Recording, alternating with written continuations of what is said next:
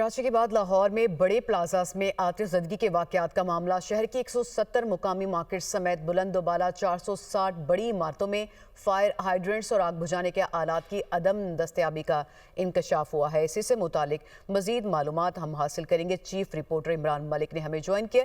बड़ी तशवीशनाक इन्फॉर्मेशन है ये। इमरान मलिक, मजीद क्या मालूमात हैं आपके पास?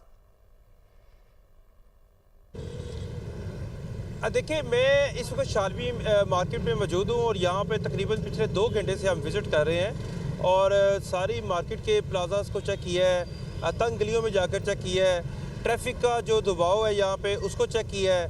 10 साल पहले भी ऐसा था और आज भी ऐसा है।